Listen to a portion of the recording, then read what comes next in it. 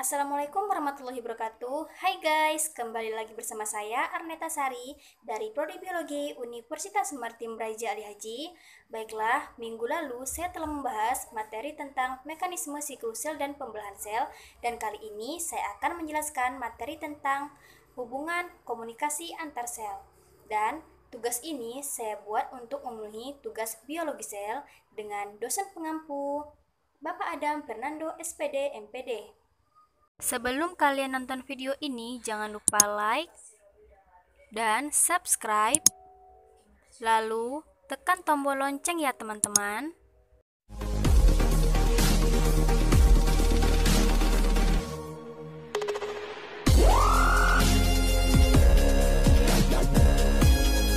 Baiklah, poin yang akan saya bahas kali ini mengenai hubungan komunikasi antar sel. Yang pertama, pengertian komunikasi sel. Yang kedua, jenis-jenis komunikasi sel. Yang ketiga, tahapan pesinyalan sel. Dan yang keempat, jenis reseptor spesifik. Dan yang terakhir, umpan positif dan umpan negatif. Pembahasan yang pertama, pengertian komunikasi sel.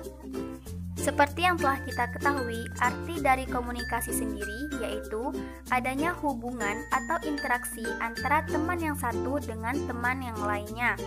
Nah, jadi di teman yang satu ini tidak akan bisa bertahan hidup tanpa bantuan teman yang lain. Contoh seperti ini. Kita bisa mendapatkan informasi ini dari siapa? Pasti setiap informasi kita dapatkan dari teman yang lain. Jadi, kita tanpa bantuan teman yang lain, kita tidak akan bisa bertahan hidup. Begitu juga dengan komunikasi sel. Komunikasi sel ini merupakan hubungan atau interaksi antara satu sel dengan sel yang lainnya, ataupun antara sel dengan lingkungannya.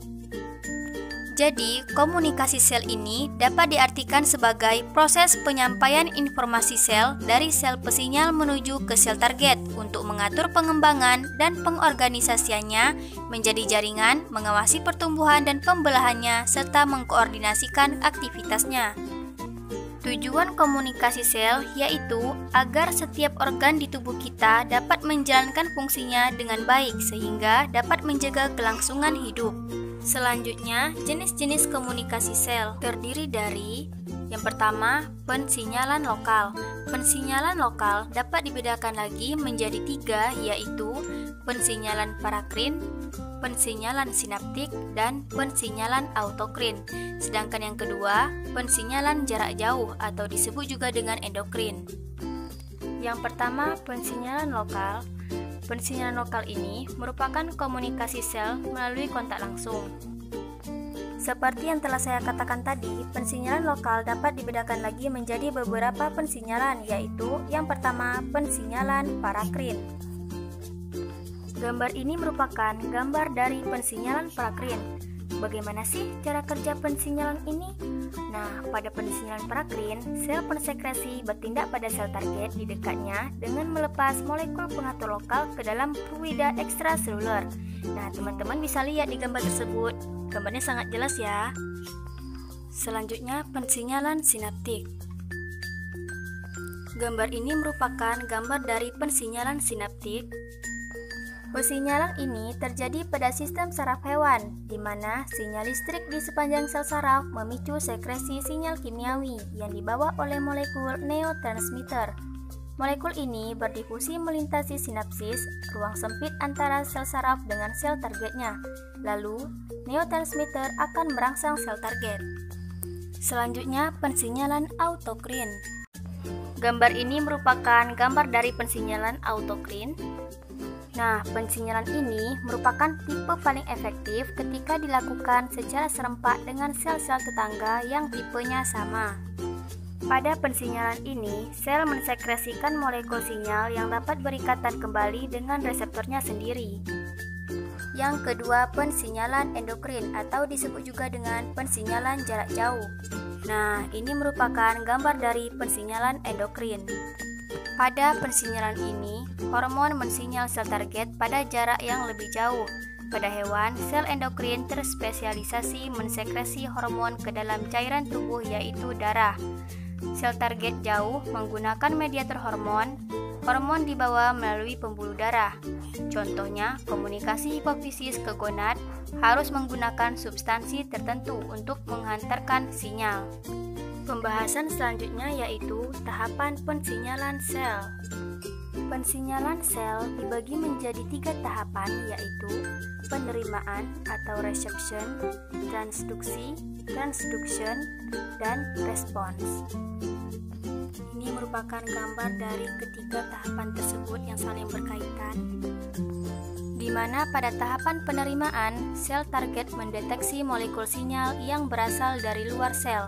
Sinyal kimiawi terdeteksi ketika molekul sinyal berikatan dengan protein reseptor yang terletak di permukaan atau di dalam sel. Selanjutnya, tahapan transduksi. Pada tahap ini, molekul sinyal berperilaku seperti ligan. Pengikatan ligan menyebabkan protein reseptor mengalami perubahan bentuk. Tahapan terakhir yaitu tahapan respons, di mana pada tahapan ini sinyal yang ditransdusikan menyebabkan aktivitas seluler seperti glikogen fosfolirase, penyusunan ulang sitoskeleton ataupun aktivasi gen-gen spesifik dalam nukleus. Pembahasan selanjutnya, jenis reseptor spesifik. Terdiri dari reseptor saluran ion, reseptor tirosin kinase, dan G-protein couple reseptor. Yang pertama, reseptor saluran ion, yaitu suatu tipe reseptor membran yang memiliki wilayah yang dapat bertindak sebagai gerbang ketika reseptor berubah bentuk. Nah, ini merupakan gambar dari tahapan reseptor saluran ion. Ketika molekul sinyal berikatan dengan protein reseptor sebagai ligan, gerbang akan membuka atau menutup sehingga memungkinkan atau menghalangi aliran ion spesifik. Selanjutnya, reseptor tirosin kinase. Reseptor ini melibatkan aktivitas enzim sehingga tergolong ke dalam kelas utama dari reseptor membran plasma. Kinase adalah enzim yang mengkatalis transfer gugus fosfat. Gambar ini merupakan gambar dari reseptor tirosin kinase. Bagian protein reseptor yang menjulur ke dalam sitoplasma berfungsi sebagai tirosin kinase, yaitu enzim yang mengkatalis gugus fosfat dari ATP ke asam amino tirosin pada protein substrat. Yang terakhir yaitu G-protein couple reseptor. Reseptor ini merupakan reseptor membran plasma yang bekerja dengan bantuan protein G, yaitu protein yang mengikat molekul GTP yang kaya akan energi. Pembahasan terakhir yaitu umpan balik positif dan umpan balik negatif. Homeostatis merupakan pemeliharaan melalui mekanisme fisiologi tubuh dengan kondisi yang relatif stabil. Misalnya, kondisi seperti suhu tubuh, tekanan darah, pH, dan konsentrasi bahan kimia seperti hormon tertentu dalam darah. Homeostatis sel merupakan kemampuan sel untuk memperoleh lingkungan internal yang stabil melalui lintasan zat cair melalui membran sel. Nah, adapun mekanisme pengendalian kondisi homeostatis pada hewan berlangsung melalui sistem umpan balik. Akan tetapi, kita tidak boleh lupa bahwa ada 2 macam sistem umpan balik, yaitu umpan balik positif dan umpan balik negatif. Pengaturan umpan balik negatif atau negatif feedback merupakan pengaturan penting dalam homeostatis, di mana dalam pengaturan umpan balik negatif ini, sistem pengendali senantiasa membandingkan parameter yang dikendalikan, misalnya suhu tubuh atau tekanan darah, dengan nilai set point, misalnya kisaran nilai normalnya. Sedangkan pada pengaturan umpan balik positif atau positive feedback merupakan pengaturan yang tidak bersifat homeostatis. Nah, kenapa pengaturan ini tidak bersifat homeostatis? Karena akan memperbesar respons sampai ada faktor luar yang menghentikan lingkarannya. Demikianlah materi yang dapat saya jelaskan tentang hubungan komunikasi antar sel.